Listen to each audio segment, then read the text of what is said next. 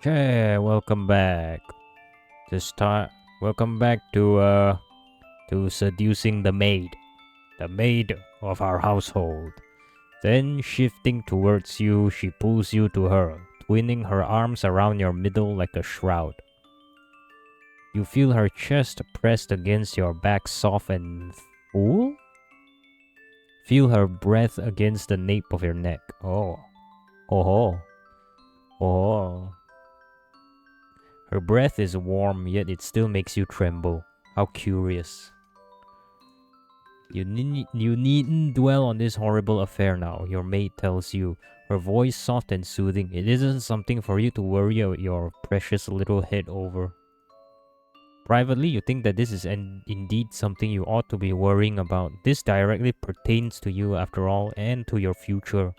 You are the one who will be wedded against your will, not your maid. But her voice is saccharine? Saccharine? Boy, I never seen that word before. Saccharine sweet as it pours inside your ear. Almost sickly like molasses as she says. It'll be alright, don't tremble so, milady. No matter what happens, you won't be alone. I'll never ever let that happen. I'll stay with you, I will look after you, come what may. I will take good care of you. Thanks. So don't fret, just leave everything up to me. It'll be fine, I promise. Your maid leans in a little closer. You feel the fullness of her breasts against your back. Oh. Feel the warmth of her body, and then there's the soft brush of her digits. Soft brush of her digits? Is that digits? Is that a sexual innuendo I should know about? Like, what does that mean? If it is, I don't know what that is. Don't know what that means. Her fingertips part your hair, which falls down your neck, about your shoulders. She brushes your curls to one side to better expose your nape.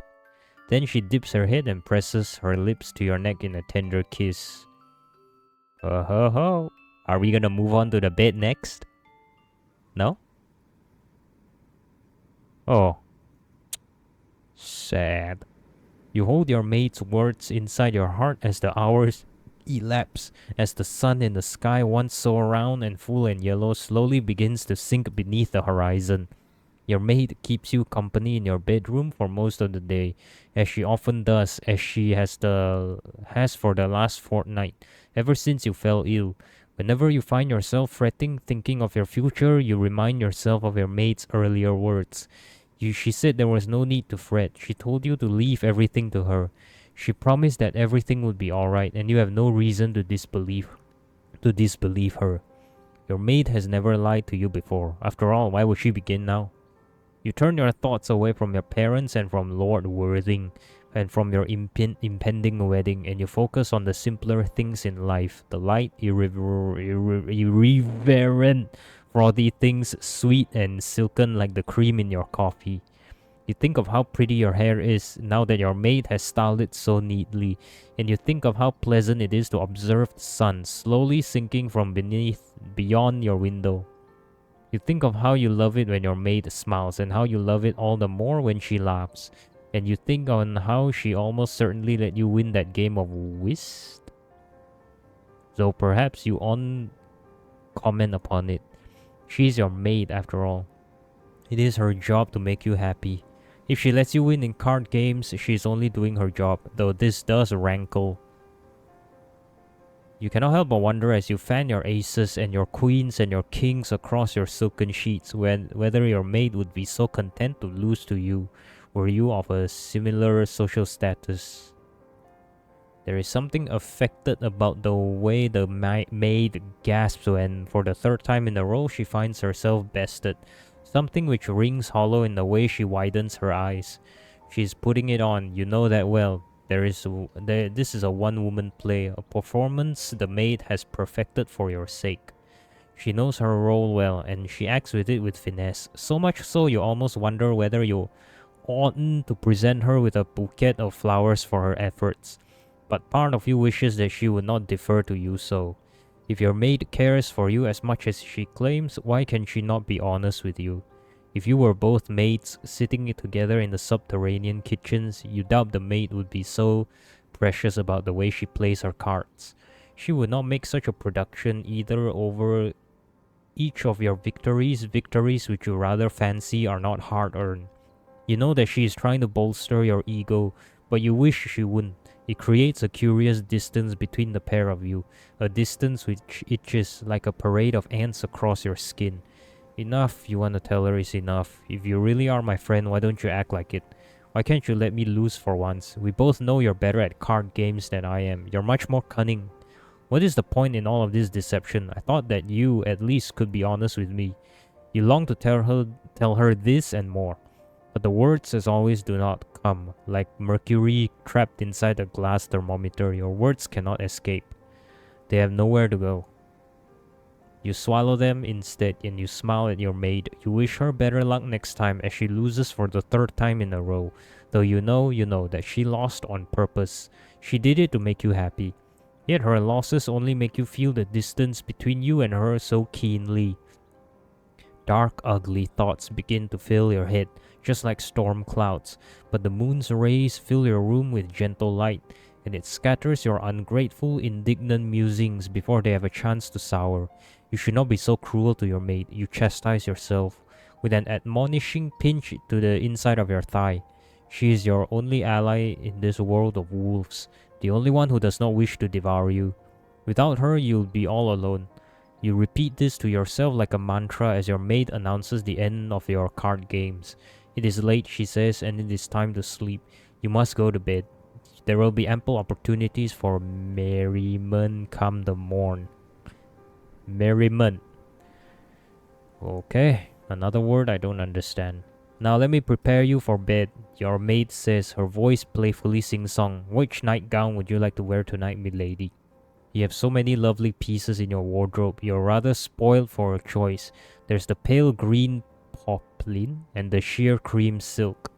Though I'm rather fond of the pale pink muslin. Muslin?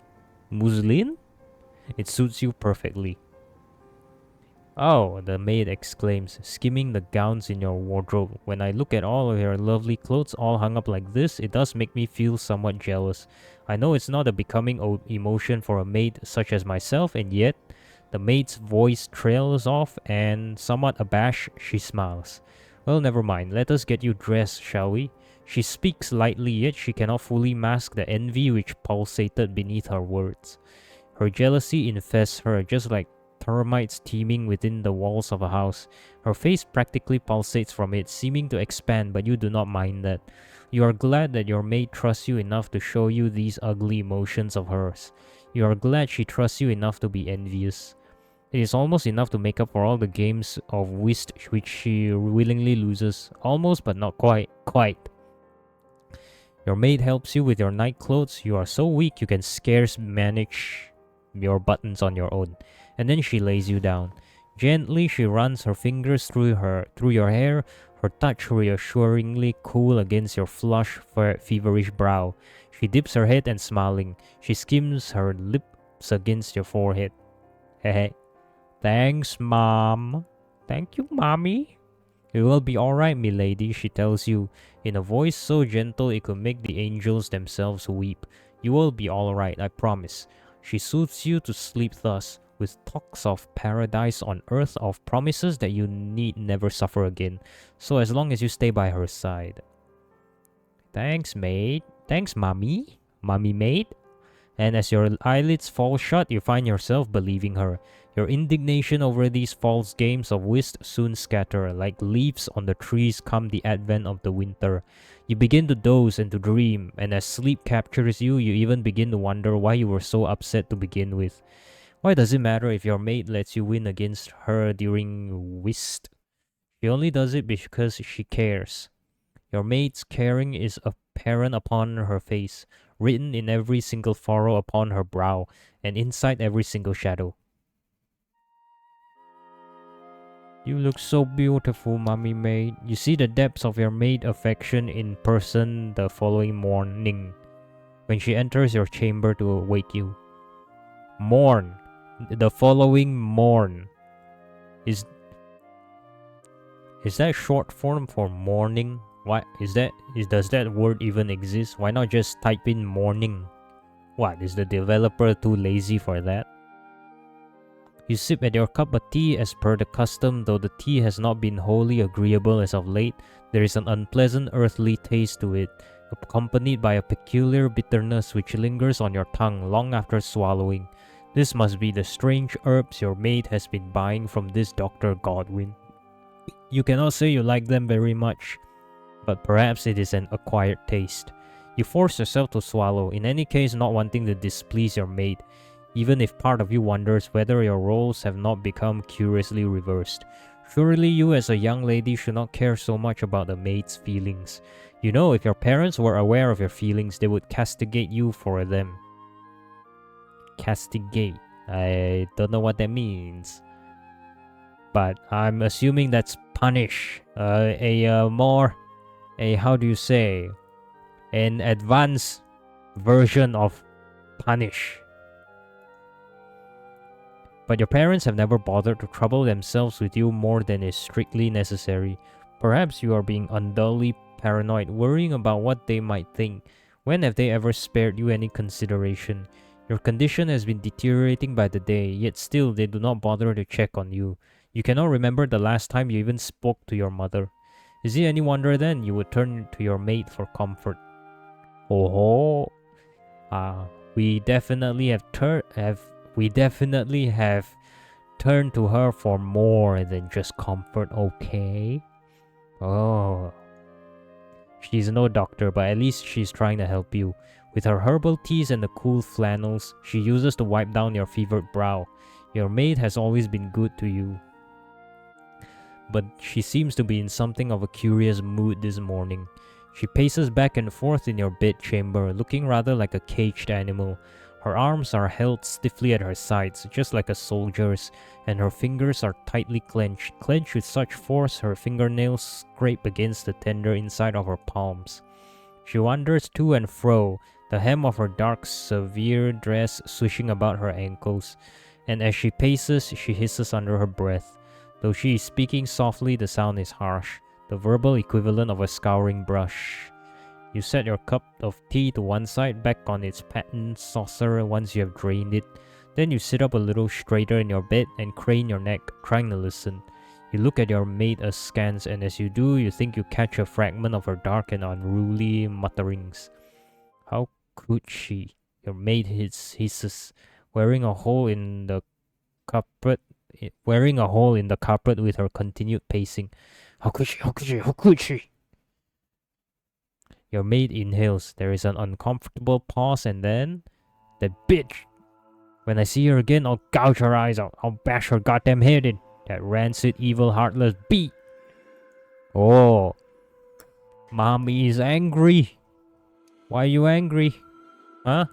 You stare at your maid mutely, wide-eyed, not knowing what to say, not knowing what to do. You do not know what a bee is beyond a female dog, yet you get the distinct feeling that is not what your maid is talking about. Nobody could ever accuse you, after all, of being unintelligent nor unobservant. You know that something is seriously wrong, but you know not what that something is. Your maid is angrier than you have known anybody to be before, angrier than you have known anybody could be. You survey her from the safety of your bed, Percy by your side, and you shiver, though your maid is not entirely devoid of awareness. She notices after a pause how you shrink away from her, and her expression softens. She turns to you, her expression newly gentle, though even behind that you can sense that her displeasure is churning, as she says, "Oh, I do beg your pardon, milady. I apologize if I made you uncomfortable."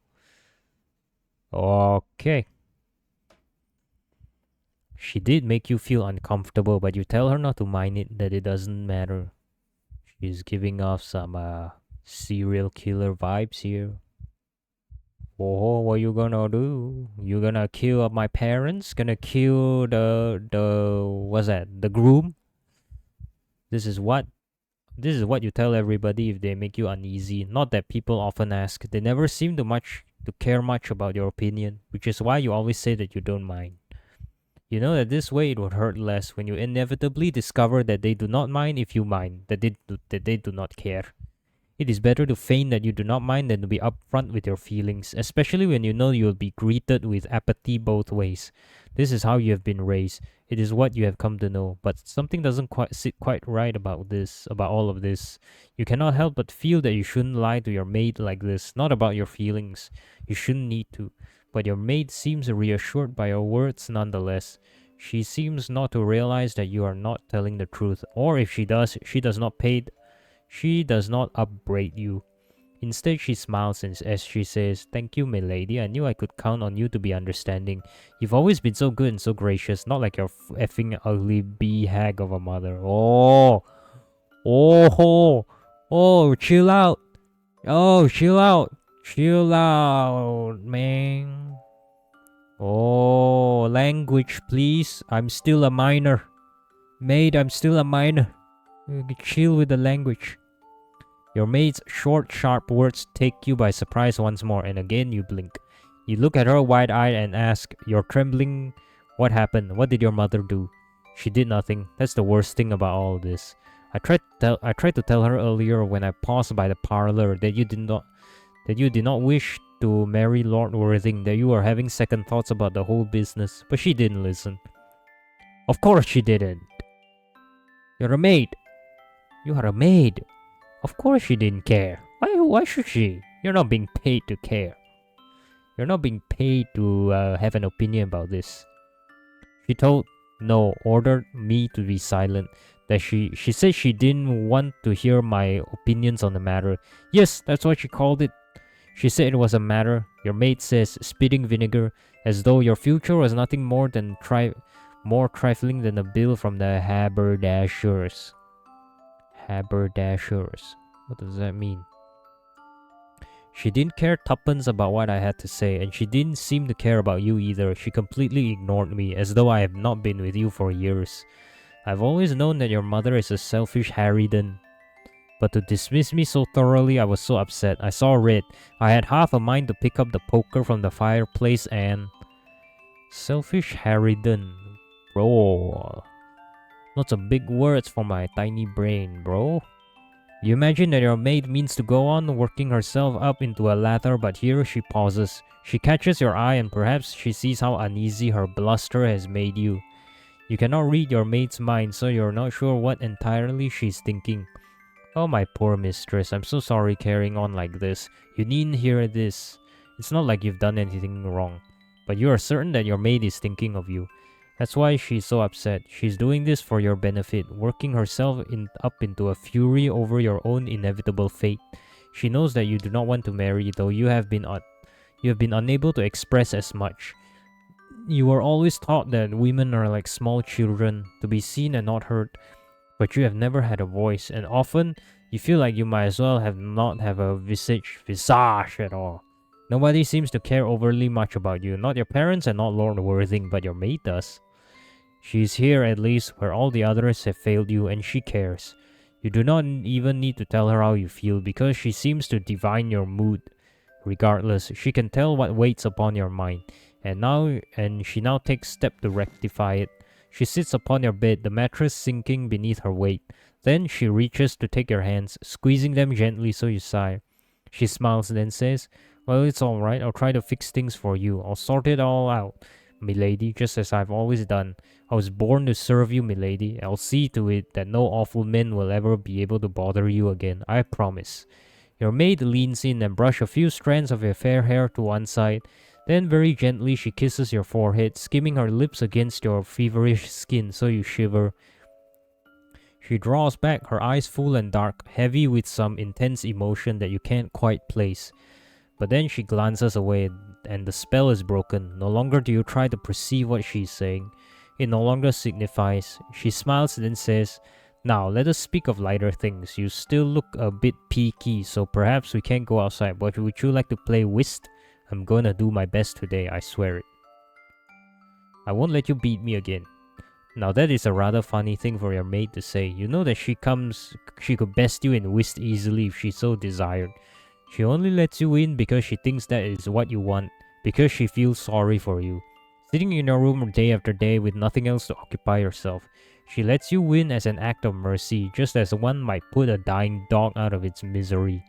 She lets you win in the hopes it will sweeten your lot in life, a spoonful of sugar to help the medicine go down. But you are no idiot. Even if you are meek and mild-mannered, you know that your mate is lying during your games of whist. Your victories have all been built on falsehoods. You wish that you could trust your mate, and indeed you trust her more than anybody else you know. But that is not saying much really when you know precious few people. Your world is hopelessly small. It is just you and your parents and your maid and Lord Worthing, though he hardly features. You do not have any friends, while raucous Elizabeth doesn't count. Okay, you do not have any allies. You only have your maid. If you cannot trust her, there is nobody you can turn to. And this thought makes you shudder. Your heart clenches inside your breast, as it has been caught in a cage of thorns. You wish you had not thought of that, but now it has occurred to you, you cannot unthink it. You try not to dwell upon your own hopelessness, but you do wonder from time to time whether you rely upon your maid much more than she relies upon you. Okay, now what? You are drifting, lost amidst the sweet oblivion of sleep. Your game of whist with your maid proceeded as it always does, with your overwhelming a little too obvious victory, which left you feeling unsatisfied as always.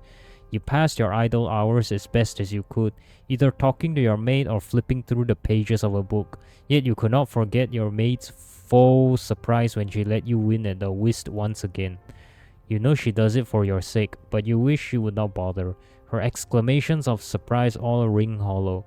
They do not convince you, and you begin to fear as the day escapes you that her smiles will begin to seem similarly unconvincing. What will you do if your maid does not truly love you? This thought plagues you throughout the day and long into the night, so much so you welcome the inevitable oblivion of sleep. Your maid helps you into your nightgown, pale pink this time, like the skin of a ripened peach, and she brushes out your hair as you sit before your vanity, 100 strokes delivered in a precise, pristine manner. She prepares you for bed as she does every night, with the stringent attention of an Egyptian embalmer, even as if she means to prepare you for the afterlife. You lie in your bed at your maid's behest, pulling your sheets about you, cool and crisp and white and pure. You snuggle against Percy, whose fur is a little matted from old age, who is now missing one eye. Percy? Is Percy our dog? Who's Percy? I forgot. Who the hell is Percy? You love your natty... Okay, teddy bear. Percy is the teddy bear. Okay.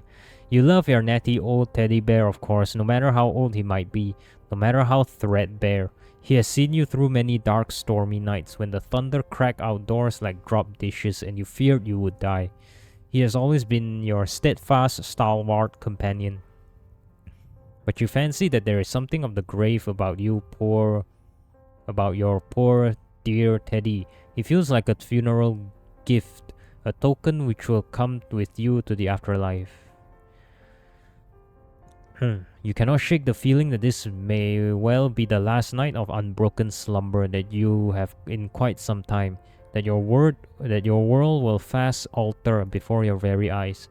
But surely you are being paranoid. Your maid might have been upset earlier, yes, but she is often upset. There is nothing to suggest that today's upset was any greater than the upsets of the past. Nothing to suggest that anything is amiss. You are overthinking the things. You always do that. You worry too much, and you have been worrying more than usual lately because you have been unwell.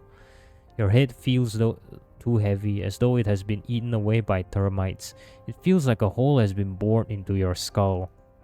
It aches, and so you sleep. You surrender yourself to dreams where nothing can hurt you, where nothing can go wrong. You sleep and you sleep and you sleep. Okay. Wake up. Time to save. I can go back to my decision, right? Yep, I can.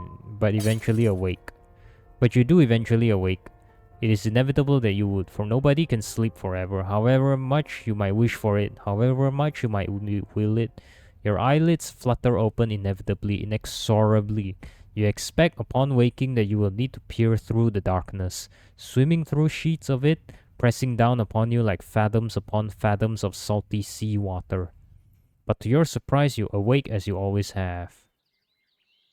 It is light outside and the sun streams in your curtains.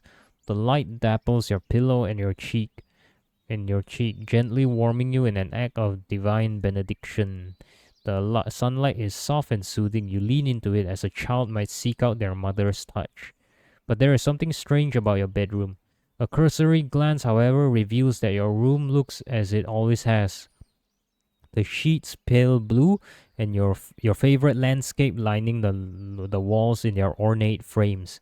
Your little vials of perfume are arranged upon your vanity, and so is your favorite sun hat. Nothing seems out of place, and yet, faintly you can hear something. A whistle of the wind, perhaps, or no, is that a scream? You sit upright in your bed, your slender body trembling, your eyes impossibly wide. You glance about, turning your head this way and that, not too sharply though, else your stomach will turn. You feel sick. You can smell a peculiar aroma. Or maybe it would be more correct to call it a stench. You do not yet know it in your innocent ignorance, but girls who have spent their lives working on farms or in fancy kitchens would be able to name that smell in an instant. It is the stench of a slaughterhouse. Some great act of violence has been perpetrated downstairs, beneath your very feet. Oh, what happened? But you are a well-bred young lady, and you do not know what blood is supposed to smell like.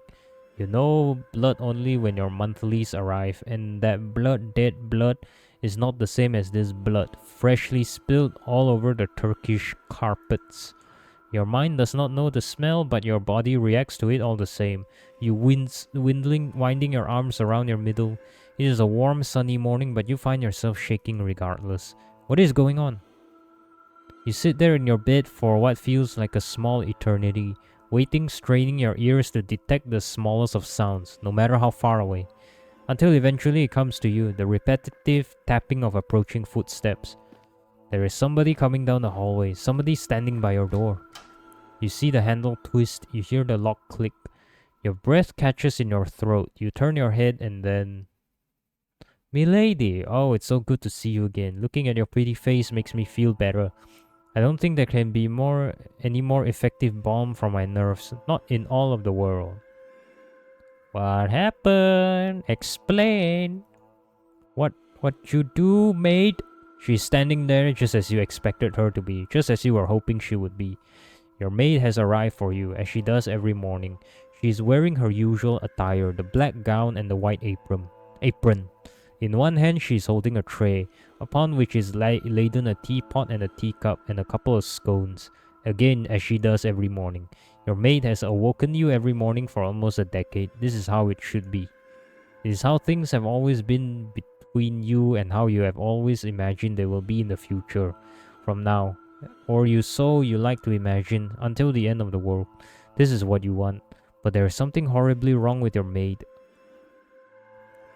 She is covered in blood. Her white apron isn't as spotless as it usually is. It is spattered instead in gobbets of bright red, and so are her hands.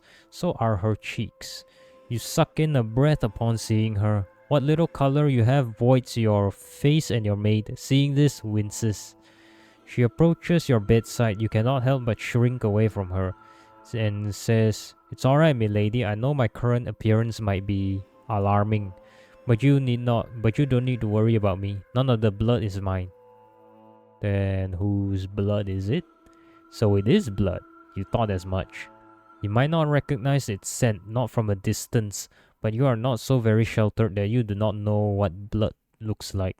It streaks across your maid's cheeks like Celtic war paint of old, as if she is Boudica, come to drive the Romans out of Britain.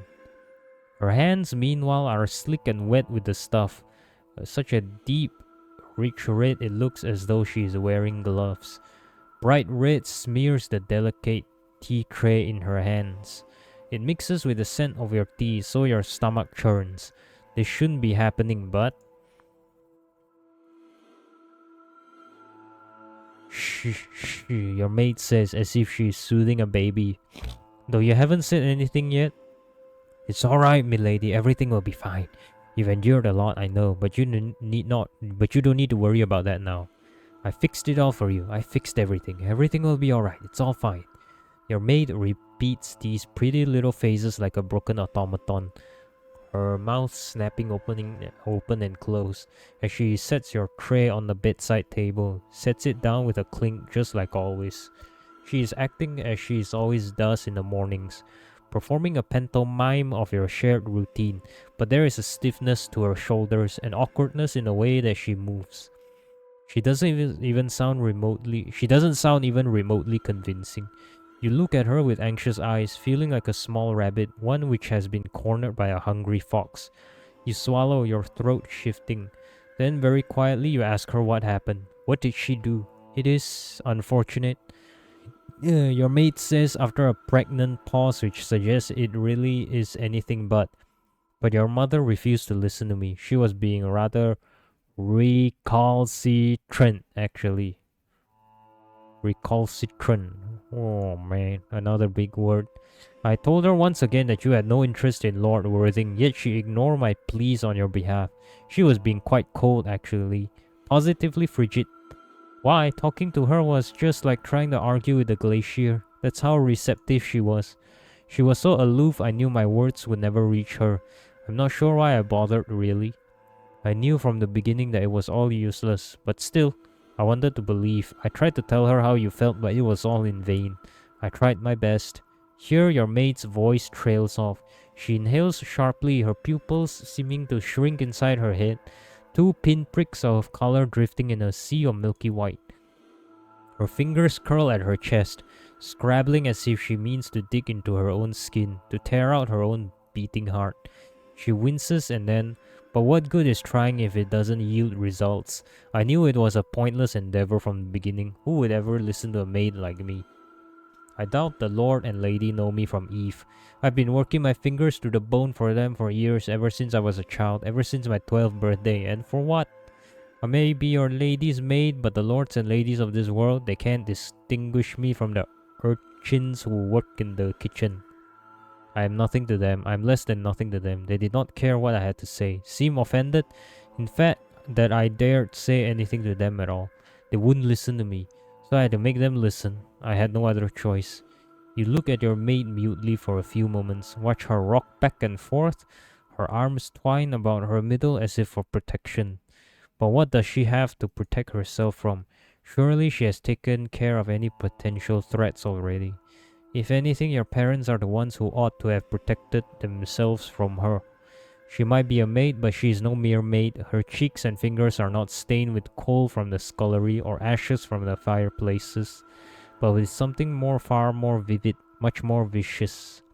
You know what this is, of course. You can smell it in the air, rich and thick, so intense your nostrils twitch from it.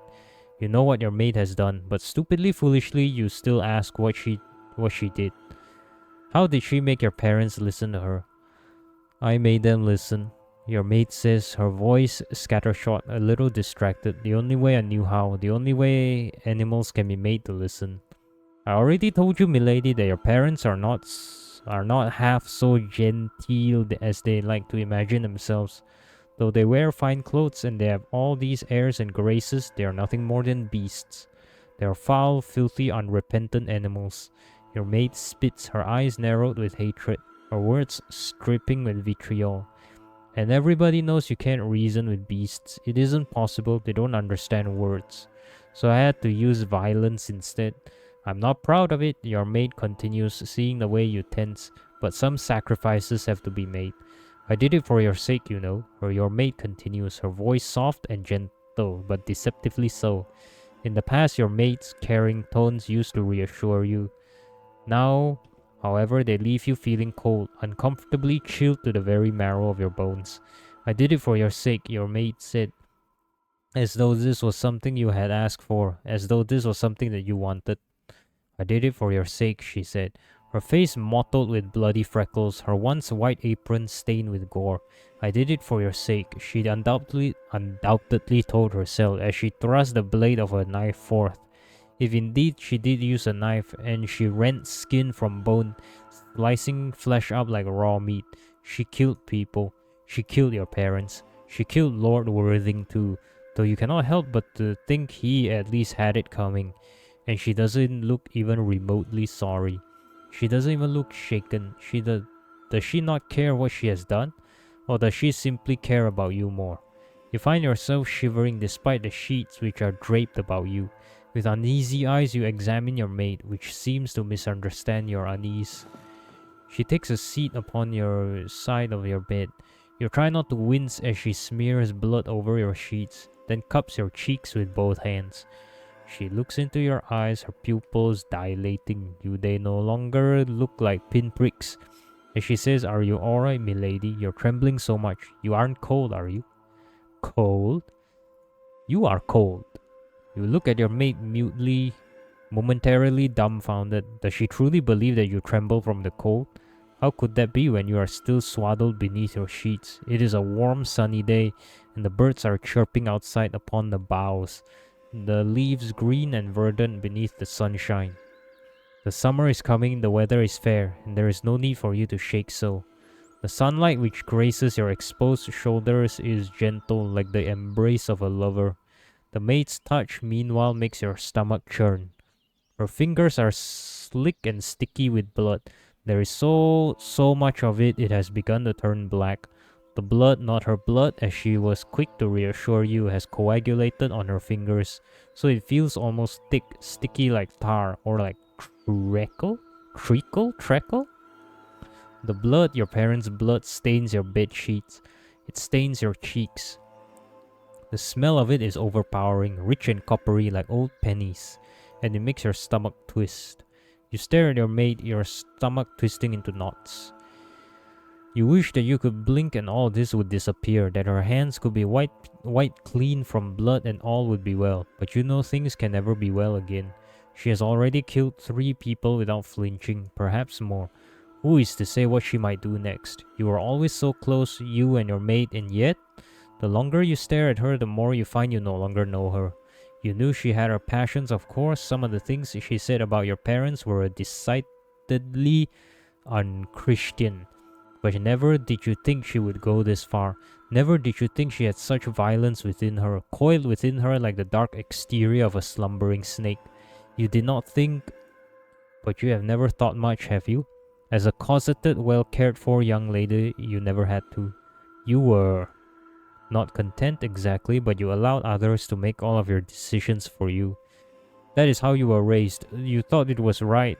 You thought it correct that your parents were the ones to map out your future, that they had the final say on your future happiness and unhappiness both. You never thought about rebelling. The only time you ever asked for anything of your own accord is when you inquired, so shyly, whether your maid might become your personal servant. That is the only time you have ever spoken for yourself. So of course other people will try to speak for you. They will put words into your mouth and then they will carry out deeds on your supposed behalf that you never asked for, violent, visceral deeds which leaves you feeling faint. If your parents saw it fit to wed you to Lord Worthing, then it is only natural that your maid would see it fit to halt this. She has not done anything that your parents have not done for you, to you already. Like them, she has taken your future into her own hands. She is doing what she thinks is best for your supposed benefit, but why did she never ask? You would expect such callousness from your parents, who never seem to care about you. But your maid? You thought that you could trust her. You loved her, but she didn't love you in turn.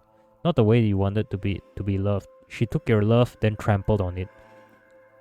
She acted without your knowing, and now she claims she did it all for your sake? How could she? You continue to stare at your maid, frozen in place like a sculpture. As your maid examines you, she holds your cheeks between her palms, her red palms stained with gore, and exhales. She frowns, then says, "Oh, Justine, my dear darling lady, why are you looking at me like that, as though you don't know me? Why are you trembling so? You've no need to fear me. I never meant to hurt you. I was trying to help you. I did it all for you, just like the tea. That was all for you. It has always been for you. Yes, thank you. Now, can you please go away before the police come and kill you too? The tea? What is she talking about? What other secrets has your maid been hiding from you? For you are sure now that she has been keeping secrets. Nobody can murder 3 people in cold blood, but was it only 3? Without being capable of subterfuge to the highest degree. What other lies has she been feeding you, sickly sweet like macarons? You stare at your maid while your maid stares back at you, her eyes bore into yours while her lips slowly purse. Her voice, when next she speaks, is soft and gentle. She speaks to you as though a mother might recite a child's bedtime story. Her cadence soft and gentle, disturbingly so, given she's still covered in blood from tip to toe. Yes, the tea, she says, though you have already begun to grasp its significance, are now beginning to wonder whether you want to know what she has been doing. It was in the tea all along. I put it in the tea, but I had no choice. The tea? She put something in our tea? There it is again, that well-worn excuse which can only get her so far. I had no choice. Perhaps such an excuse might work if she were trying to explain throwing away a pair of old stockings so holy they could no longer be darned, but to explain away a murder? Several murders? It doesn't quite ring true. Your parents said you were to wed to Lord Worthing, but I knew you had no interest in the man. You complained about him enough. Though no, that isn't quite true. You do not complain, do you, Justin? You are too virtuous to complain, not like me, far too well-bred. Your parents told you that women ought to decry their lots in life. They told you to be obedient, and you took this lesson to heart. You never complained, but I knew what was in your heart. I knew you did not want to marry him. Why would you? An officious, pompous bore like that. I certainly had no fondness to spare for that awful man with his little moustache and his inflated sense of superiority. So I devised a plan. It was quite the ingenious plan, really, if you don't mind me boasting. No, you do not mind her boasting. Your maid has committed sins far, far greater than vanity this morning. Thank you, I am glad you understand, your maid says with a small smile. Now, you have probably gathered what I did already. You've always been such a smart girl. But since I'm here, I'm covered in blood, I might as well tell you. For the last fortnight, I've been mixing hemlock into your tea. Hemlock? Is that not toxic? Your maid says with a small smile. She nods. Yes, indeed. Good job, dear Justin. I knew you would understand. You've always been so very clever. Thank you, Mommy. Thank you, Mommy Maid. I dug the hemlock in the dark in the woods by the garden, and I've been mixing it into your tea ever since. Not enough to kill you, of course, but enough to incapacitate you, certainly. Oh. Uh-oh. I had thought if you fell ill, not deathly ill, but ill enough that your parents would take some degree of pity on you. I thought their fond feelings for their only daughter would trump their desire to make an allegiance with Lord Worthing, and they would call the wedding off. I had hoped that they would love you more than they loved the allure of gold, but I was wrong. I put too much faith in your parents, the beasts, the bastards that they are, and your sickness didn't compel them to call off the wedding. If anything, they seem inclined to speed up the preparations, for fear you might pass away before Lord Worthing had a chance to put a ring upon your lovely little finger. They were determined to wed you regardless of the cost, even if the stress, as the physician deduced, of your upcoming nuptials was eating away at you. Dr. Godwin herself said the wedding might be the cause of your mysterious malady, yet that did not sway your parents. I fear that nothing could. They were too callous to care for you, my dear Justin. They had no fond feelings for you, even when you were horribly sick. Your maid's fingers, which once were cupping your cheek so gently, now tighten. You feel her nails scraping against your skin. You feel cold, hard keratin beneath all the blood, and you wince. So I killed them, using a cleaver which I liberated from the kitchen. And so that is the murder weapon, is it? You had wondered. I cut your fine fancy father's throat. I cut it so deeply a jet of blood spurted from it in a crimson spray. It caught me here and here and here and here too. Your maid says, now gesturing towards herself. Yes, maid, I have eyes. I can see, okay, where the blood has sprayed. For such a fastidious man, he made an awful mess. It was quite unpleasant, really, but it was easy work. My cleaver went inside his throat so easily he offered no resistance at all. It was just like slaughtering a lamb, and I have done that often enough on my parents' farm. He crumpled to the ground in seconds after I tugged the cleaver out, and that is when I made a start on your mother. Her I disemboweled like the soul that she is. Her intestines spilled out of her stomach in a warm rush. I wish you could have seen it, Justin. I'm certain you had found it satisfying. Bro, too much detail, bro. Too much detail. There was more blood, but I was able to avoid the worst of the splatter this time. I learned, you see, and I adapted. I might be a maid, but I am no fool. I pulled out her intestines like a garland. They splattered all over the floor. They were pinkish and they seemed to pulsate in the lights of the drawing room. If I had wanted, I could have worn them like a stole or hung them up like a wreath. Okay, you crazy. You very crazy. Mommy is so crazy. Okay, don't piss off Mommy Maid. But I didn't do that, of course I'm not. I'm not twisted, not deranged. I wanted only to teach her a lesson. Yeah, okay, you're not deranged, not at all. A lesson you think grimly your mother would have been bound to forget.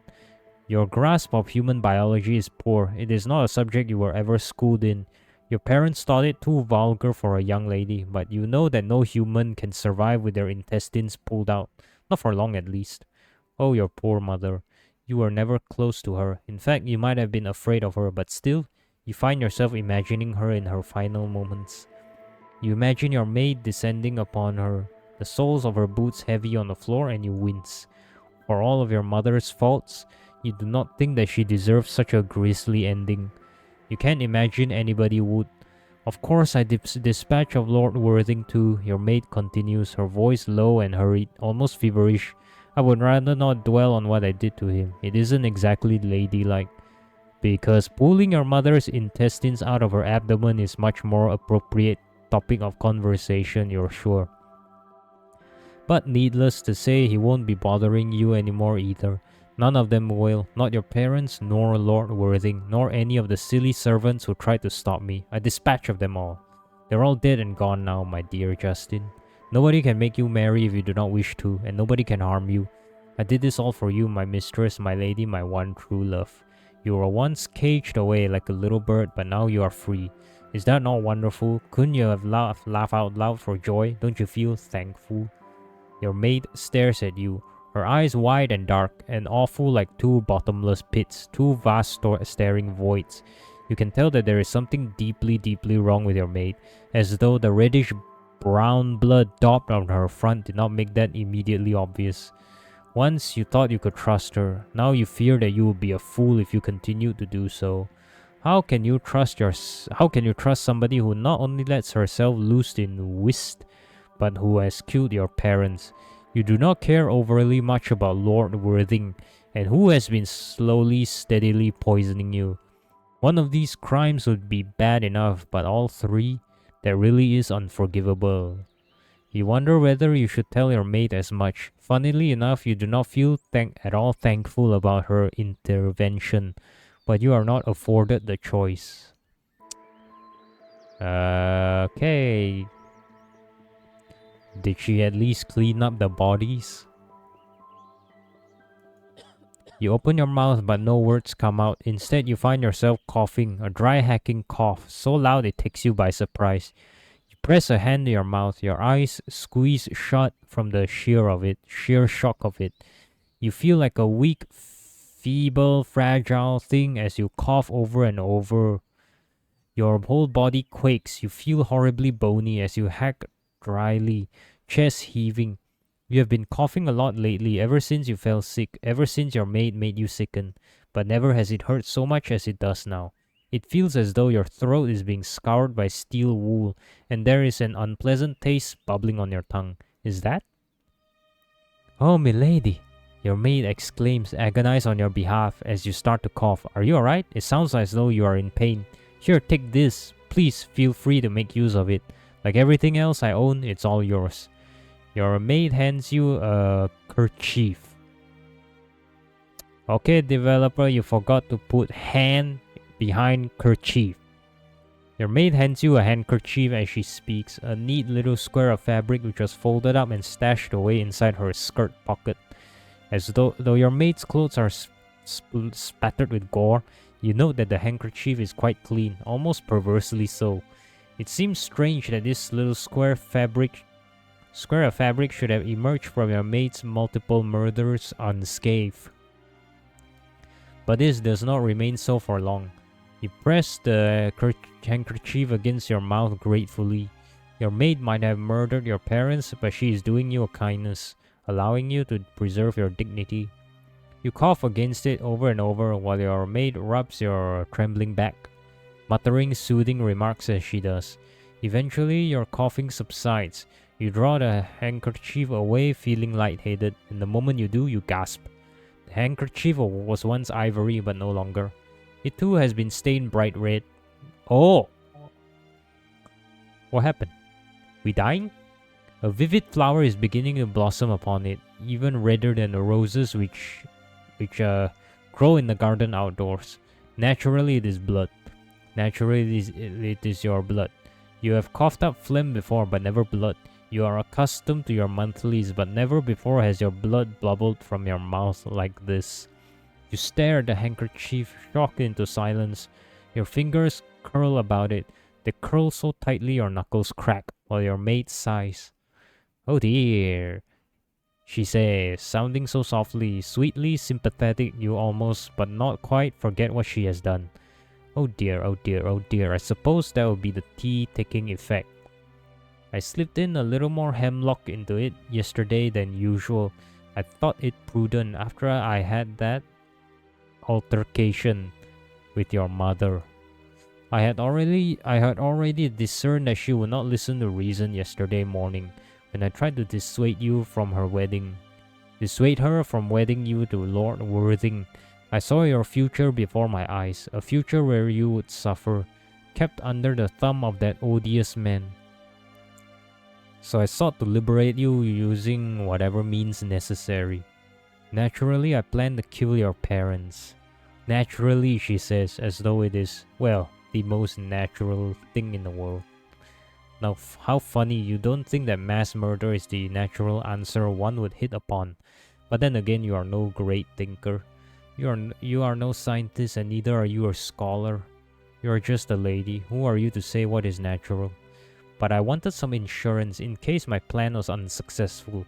I thought I would poison you more thoroughly than before, so that you would at least die even if your parents did not. What? What? Why me?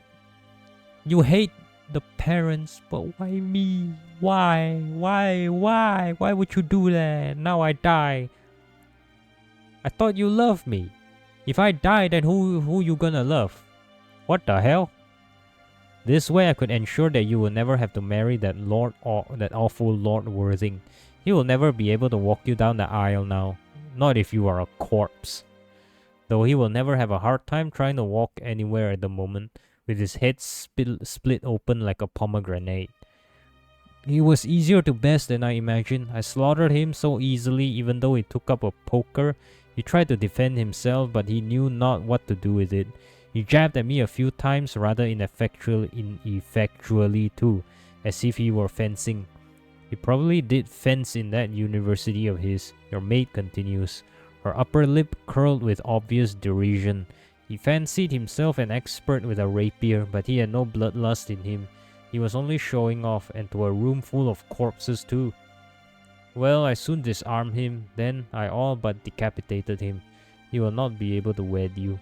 But I had to be certain, your maid continues, taking her cheeks between her fingers once more.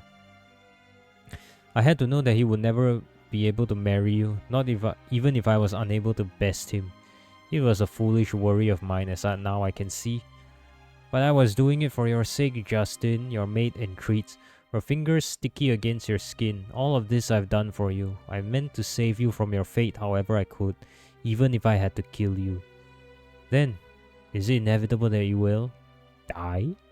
Your maid finishes for you. There is a small pause and then, yes, I should think so. You're coughing up blood, dear thing. You have not long left for this world, but don't worry, I love you. I love you, so I will not leave you. I cannot live without you. Your maid says, as though this ought to make you feel better, smearing your cheeks as she speaks with obscene red makeup. You realize as she holds you that your maid has an irritating habit of telling you not to worry, as if you are an idiot child with no brain in your head. She thinks you a fool, but perhaps she's correct. She only resorted to such drastic measures because you refused to do anything about your own plight.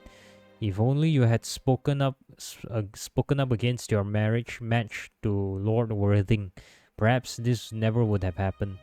Your parents have always been cold and uncaring, but they might have been more inclined to listen to you than a mere maid. Perhaps you could have avoided this if only you had been a little bit braver. But it is too late to worry about such things now. You're in so much pain at this point that death itself might be a mercy. There is nobody I love more than you, your maid continues, her voice soft now but frantic, her every syllable threatening to singe you like the flame of a candle. I can't live in a world without you, my dear Justin. I do not even want to imagine it. It would hurt far too much, even more than a knife to the ribs, or a cleaver through the throat. So let us both die together, your maid announces, her voice feverish, her cheeks faintly pink. I think that would be wonderfully romantic, do you not agree, milady? Why, we would just be like Romeo and Juliet. You're not too sure about that. You never much liked Romeo and Juliet. Though it is touted as a romance, you think it awfully macabre, and you fail to see why either Romeo or Juliet had to die. It is all horribly contrived, nothing more than a series of misunderstandings. In the grim, unforgiving world you live in, you sometimes think it would be the braver ending to allow both Romeo and Juliet some happiness. You've always thought death to be an unsatisfying ending to any story. It is final and leaves no room for confusion, no room for further conversation. Death is the absence of all meaning. It comes for all of us in the end, yes, but it strips us of all of our complexities, of our idiosyncrasies, of our hypocrisies. Bro, that is one word jumble, how do you say it? Word jumble right there. Of our idiosyncrasies. Bro, what the hell is that? That's one really big word. Idiosyncrasies. In death we are all the same. In death we are all equal, which means that in death we are all equally worthless. You wish to tell your maid that you see nothing romantic in a joint suicide. That if she knew you as well as she claims, she would know that, but you cannot get out the words. You are coughing too much. More blood red bile escapes from your lips. Your spittle is starting to turn pink and you heave. You feel as though you will be sick, but you are not alone in your suffering. Your maid looks at you somberly, her eyes half-lidded. She seems sad at least what she has wrought, but she is not particularly apologetic. She seems to regard your death as an inevitability, like the slow, steady sinking of a ship. I know, dear one, I know it hurts, but I will be joining you soon. Please wait for me, milady. Give me a few moments more. Together we will die as one. Then nobody will be able to separate us. Your maid brings the delicate willow patterned teacup to her lips. A string of steam exudes from the surface of the tea, which is darker than you have ever seen it. It looks almost black. It is a good thing your maid did not ask you to sip from this cursed cup, for you know you would have balked at it. Your maid tried to hide the hemlock in your tea, so that you would sip it obediently like a good girl. But she has been far more heavy-handed with her own refreshment. The tea is more toxic than tea. It looks worryingly black, like the extremities of a corpse, like ashes strewn in a fireplace. The maid inhales. Then she drinks. You watch as she downs the contents of her teacup, watch as her throat convulses, and as she sets the cup aside upon its saucer. Your maid sways, her eyes widen, her pupils dilating until they seem to consume her whites entirely. She lurches forward and wonders for a moment whether she will expire on the spot, but no. Once more, her slick red palms find your cheeks. She holds you a little more tightly this time, a little more desperately. And she crushes her lips to yours in a kiss. Yay! What an ending. You can taste the poison on her lips and taste it on her tongue. You gasp against the kiss, hard and harsh and entirely unwanted, and your maid uses this to her advantage. She slides her tongue inside your mouth, her tongue which tastes of decay and disease. Oh, too much detail. Too much detail, bro. She drank such a highly concentrated dosage of poison, you are surprised it did not turn her tongue black, that it did not start to crumble at the root. Her tongue tastes oddly fleshy, however, in your mouth. It has not turned to ashes, though you fear soon you will meet. Though you fear you soon will meet such a sorry fate. Ashes to ashes and dust to dust. On and on your maid kisses you. You taste the hemlock in her saliva. Its flavor more intense than anything you've tasted before. Your maid draws your tongue into her own mouth. She suckles on it as a baby might on its mother's teeth. And as the poison slowly floods your body, your consciousness begins to fade. Oof. Unbidden, your eyes droop shut. Your eyelids hard and heavy, just like lead. Your fingers have started to feel horribly, unnaturally cold. Your heartbeat, meanwhile, begins to slow. You succumb bit by bit to your own inevitable end, to the inevitability of the grave and the worms which wish to make mincemeat out of your slender, lily-like limbs. But no, this is not the past you wish to recall. This is not the past you wish to reclaim. Did you not see any other paths available to you as you drifted? Any other lives which might be more satisfactory? Why don't you reach out and see quickly now while you still can? Why don't you see who else you might have been and what else you might become? So that's the ending. The maid dies with us. And who is this? The doctor? You continue to drift in the darkness. It submerges you like tar oil. And this is where I stop, okay? And I'm gonna reload the next save. How do I reload the next save, huh? Okay, load this one. Okay, let's go back. What if I don't wake up? What's gonna happen? And you continue to sleep as the world drifts away from you, as your worldly concerns, once so pressing, all begin to melt away. You know, though you do not know how you know, that no good will come of waking now. Ignorance, as they say, is bliss, and you were not blissful with your maid. As she brushed out your hair, as she picked out your pretty dresses. That is the life you wish to cling to. It is the life you have always lived. You doze and you drift, and as you drift, you dream. You dream of your maid's hands in yours, her skin soft just like your favorite nightgown. You dream of cool, clear lakes, of meadows full of delicate, beautiful flowers. You dream of cobblestone streets, of churches with dark, twisted spires of the color of aniseed. You dream and you drift and you doze. And in doing so, you need never open your eyes. You need never confront reality. You need never realize what your maid did nor what you became. And you are, for all intents and purposes, happy. Or as happy as corpse can be. Goodness, what a pain. This isn't how I anticipated this experiment to go. Excuse me, are you listening to me? I think I've granted you plenty of grace. But you need to start playing along. I need you to wake up. Oh, piss off! What's the point of a two choice then if it's just gonna lead to the same choice? Shit! Is it the same choice? Same thing, right? Yeah, it's the same thing. Wow! Yay! Yay! So there was no point. It's just gonna lead to the same thing. Okay, guys. We'll explore the last piece of the story in the next part. Okay? This is your glass heart in my hands. I'm gonna go take a break now. because my throat again is feeling sore. As you can tell, I'm coughing more than usual, more and pausing more than ever. And that's because my throat is getting sore from all the reading. So, like, share, and subscribe if you enjoyed. And stay tuned for the next part where we discover the last piece of the puzzle, piece of the story.